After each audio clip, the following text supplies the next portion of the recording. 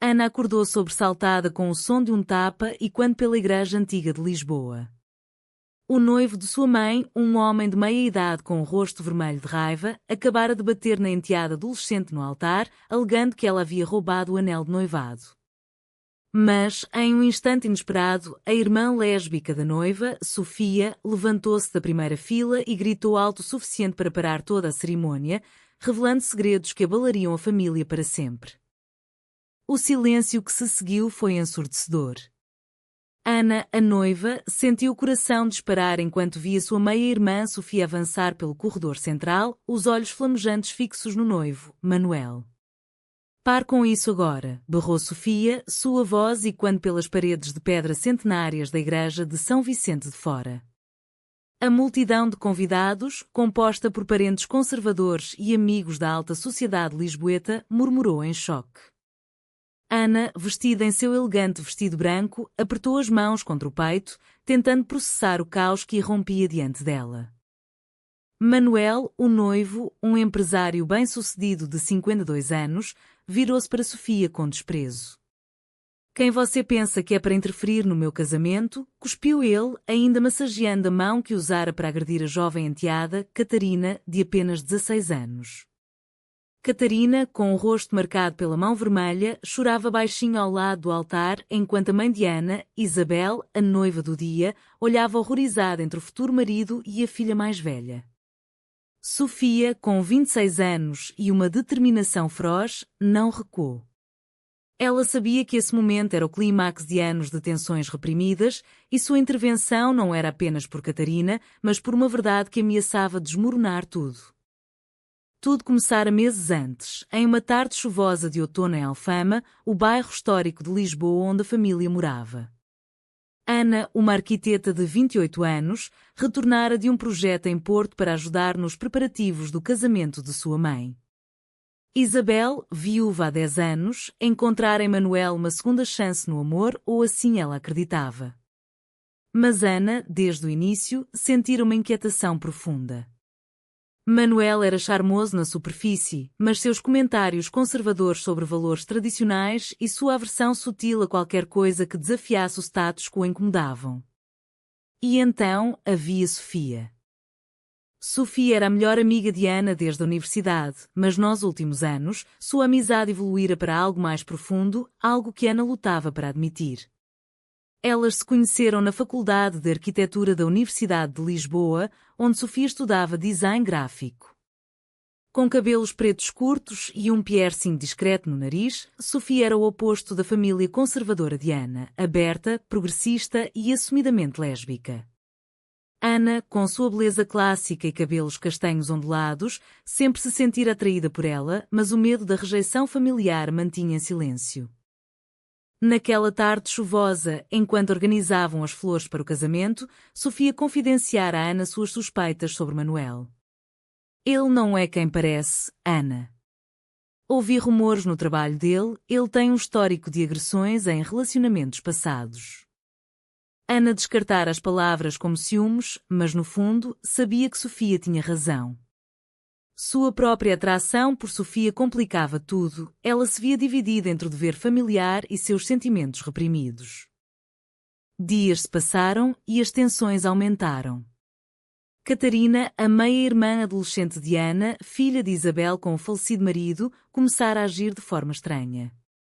Ela desaparecia por horas, voltando com olhares evasivos. Manuel a acusava de ser rebelde, impondo regras rígidas que Isabel, apaixonada, aceitava sem questionar. Ana, sentindo pena da irmã, tentara conversar com ela, mas Catarina se fechava. Foi só quando Ana flagrou Manuel gritando com Catarina em particular que as peças começaram a se encaixar.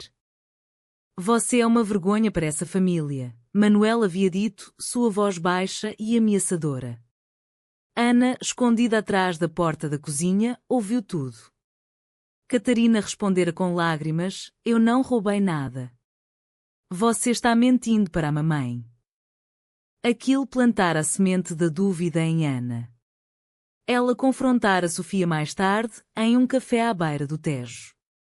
E se ele estiver manipulando todos nós? Perguntou Ana, seus olhos verdes cheios de angústia. Sofia colocara a mão sobre a de Ana, um toque que enviara calafrios por sua espinha. Então precisamos provar. Mas Ana, isso pode custar caro. Sua mãe ama ele e revelar a verdade pode quebrar o coração dela. Ana assentira, mas o contato físico a deixara confusa. Ela sempre soubera de sua atração por mulheres, mas em uma família católica tradicional portuguesa, admitir isso seria como declarar guerra. Seu pai falecido fora um homem rígido e Isabel herdara esses valores, frequentemente comentando sobre o caminho certo para as filhas. Enquanto o casamento se aproximava, Ana e Sofia investigaram em segredo. Descobriram que Manuel tinha uma ex-mulher que o acusara de violência doméstica anos antes, mas o caso fora abafado por conexões influentes. Sofia, com suas habilidades em design, criara dossiês digitais, mas Ana hesitava em mostrar para Isabel. E se ela não acreditar em nós? E se nos odiar por isso, Ana confessar uma noite, enquanto caminhavam pelas ruas empedradas de Bairro Alto. Sofia parara, virando-se para Ana com intensidade. Às vezes, a verdade dói, mas o silêncio dói mais. Eu sei disso melhor que ninguém. Quando saí do armário para minha família, perdi meu pai. Mas ganhei liberdade. Ana sentira um puxão no peito. Naquela noite, sob as luzes dos fados e quando ao fundo, elas quase se beijaram, mas Ana recuara, o medo vencendo. No dia do casamento, tudo explodiu. Catarina, pressionada por Manuel, tentara confrontá-lo sobre uma dívida que ele escondia, usando o anel como pretexto. Manuel, em pânico, a agredira publicamente. Sofia, vendo a oportunidade, interveio. Agora, no altar, com todos os olhos sobre ela, Sofia declarou: Manuel não é quem você pensa, Isabel.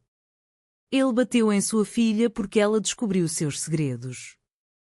O caos se instalou.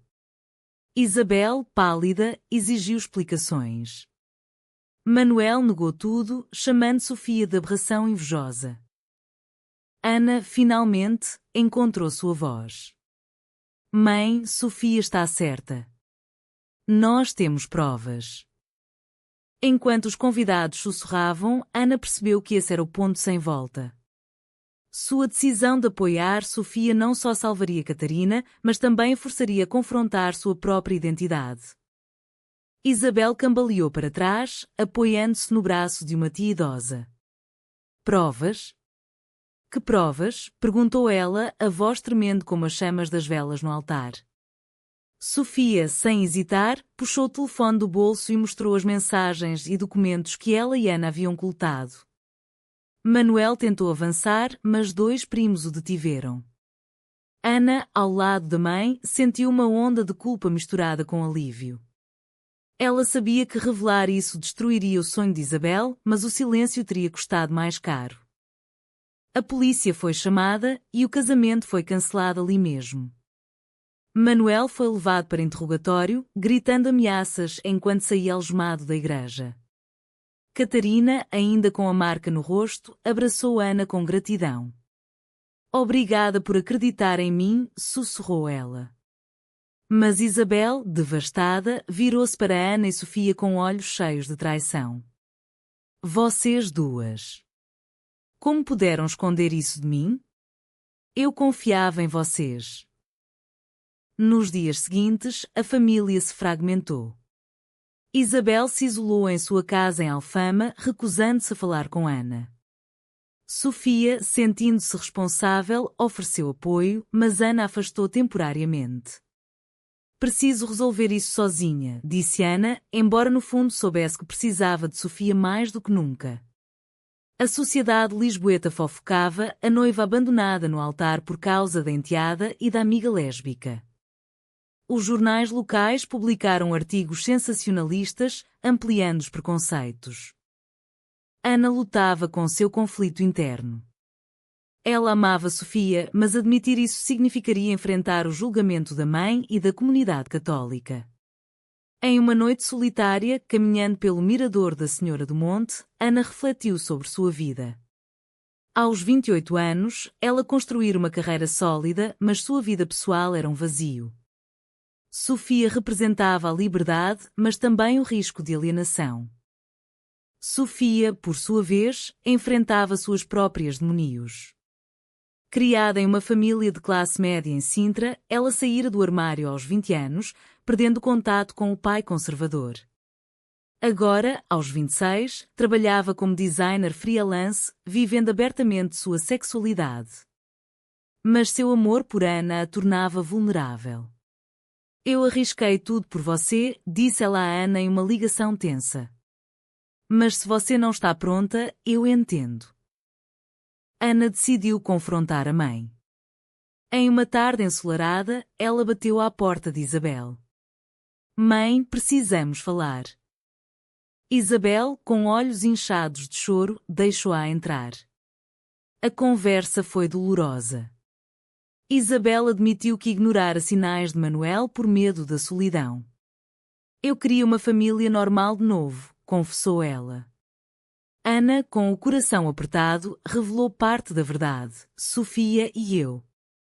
Somos mais que amigas. Eu a amo. Isabel congelou. O quê? Isso é contra tudo que eu ensinei. Ela citou passagens da Bíblia, falando de pecado e tradição portuguesa. Ana argumentou, lágrimas escorrendo: amor não é pecado, mãe. Manuel era o verdadeiro perigo.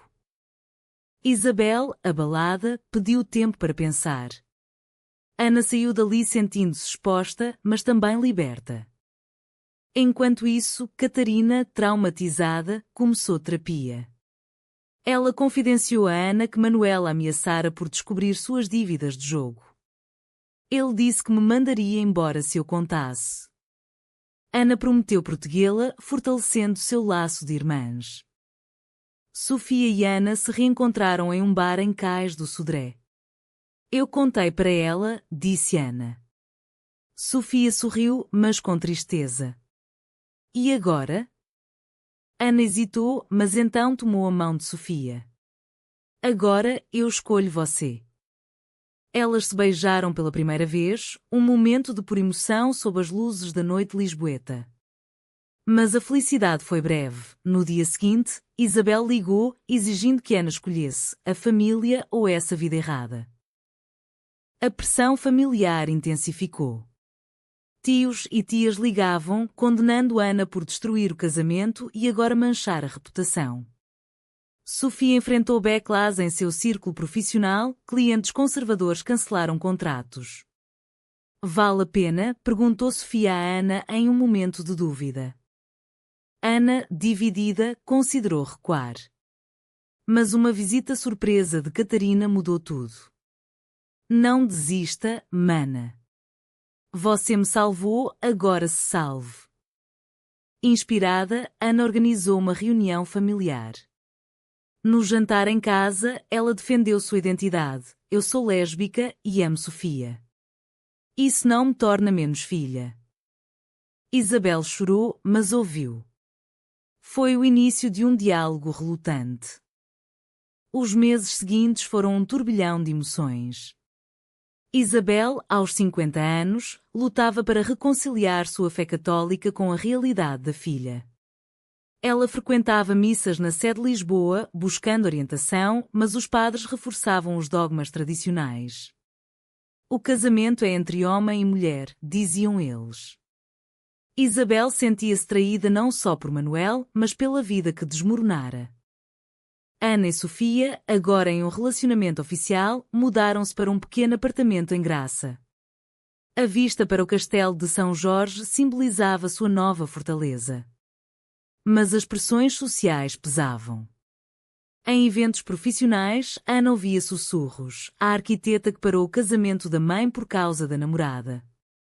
Sofia perdia oportunidades de trabalho, forçada a se defender em redes sociais. Uma traição veio de onde menos esperavam. Um primo distante, motivado por inveja, vazou detalhes para a imprensa. Um artigo no Diário de Notícias expôs a família, escândalo em Lisboa, casamento cancelado por acusações e revelações LGBT. Isabel, humilhada, culpou Ana. Veja o que você causou, gritou ela em uma ligação. Ana, ferida, questionou sua decisão. Talvez eu devesse ter ficado calada, confessou a Sofia. Mas Sofia, resiliente, respondeu: o silêncio nos mataria por dentro. Lembre-se do preço que Catarina pagou. Elas decidiram contra-atacar, participando de um podcast sobre direitos LGBT em Portugal. Ana falou abertamente: minha orientação não define meu caráter, mas ignorá-la me destruía. A reação foi mista. Amigos apoiaram, mas a família se dividiu. Catarina, agora mais confiante, defendeu Ana na escola, enfrentando bullying. Minha irmã é heroína, dizia ela. Isabel, vendo a determinação da caçula, começou a amolecer. Em uma visita surpresa, ela trouxe pastéis de nata e disse: eu não entendo, mas não quero perder você. O ponto de virada veio em um festival de orgulho em Lisboa. Ana e Sofia marcharam, bandeiras arco-íris ao vento. Isabel, anonimamente, assistiu de longe. Vendo a alegria genuína, ela refletiu sobre seu próprio casamento infeliz com o pai de Ana, marcado por convenções sociais. Mas nem tudo era progresso. Manuel, solto sob fiança, processou a família por difamação. Em tribunal, Ana testemunhou, revivendo o tapa no altar. Ele agrediu minha irmã para esconder mentiras. O juiz, progressista, favoreceu elas, mas o processo drenou recursos emocionais. Sofia enfrentou uma crise pessoal. Sua mãe, doente, pediu que ela voltasse ao normal para reconciliação familiar. Sofia recusou: eu sou normal assim. Isso a aproximou mais de Ana, mas aumentou o isolamento. Em uma noite chuvosa, Ana e Sofia discutiram. Às vezes sinto que paguei um preço alto demais, disse Ana. Sofia, magoada, rebateu: e eu? Perdi tudo por nós. Elas se reconciliaram, mas a tensão permaneceu. Catarina, inspirada, revelou seu próprio segredo. Ela questionava sua sexualidade. Ver vocês me dá coragem. Ana apoiou, mas temeu pela irmã em uma sociedade ainda conservadora. O julgamento de Manuel terminou com sua condenação por agressão e fraude. Isabel, finalmente livre, começou a reconstruir sua vida. Ela se matriculou em cursos de psicologia na Universidade Aberta, buscando entender melhor as dinâmicas familiares. Eu ignorei sinais por medo, admitiu ela a Ana em um almoço reconciliador no mercado da Ribeira. Ana, promovida em seu escritório de arquitetura, projetava espaços inclusivos para a comunidade LGBT. Sofia, recuperando clientes, criou campanhas para direitos queer. Juntas, elas adotaram um cão, simbolizando estabilidade. Mas sombras persistiam. Preconceitos sociais em Portugal, apesar das leis progressistas como o casamento igualitário desde 2010, ainda machucavam. Uma confrontação final ocorreu em uma reunião familiar no Natal. Um tio conservador atacou: isso é contra Deus. Ana rebateu: Deus é amor, não ódio. Isabel, para surpresa de todos, defendeu: minha filha é quem é, aceitem ou vão embora. Foi uma vitória pequena, mas significativa. Catarina, aos 17 agora, saiu do armário como bissexual. A família, testada, apoiou-a. Mas o preço foi alto, alguns parentes se distanciaram para sempre. Ana e Sofia, em uma viagem a Porto, refletiram sobre sua jornada. Pagamos com dor, mas ganhamos autenticidade, disse Sofia. Ana concordou, selando com um beijo. Anos depois, a família se reuniu para o casamento de Catarina, agora uma jovem adulta. Isabel, orgulhosa, caminhou com ela pelo altar. Ana e Sofia, casadas há 2 anos, assistiam com lágrimas. Manuel era uma memória distante, e os preconceitos, embora presentes, eram combatidos diariamente. Mas a jornada ensinara lições duras. Ana perdera amigos, Sofia enfrentara depressão, Isabel questionara sua fé. Catarina, fortalecida, advocava por jovens LGBT. No final, a verdade prevalecera, mas a que custo? Revelar segredos familiares sempre justifica a dor causada?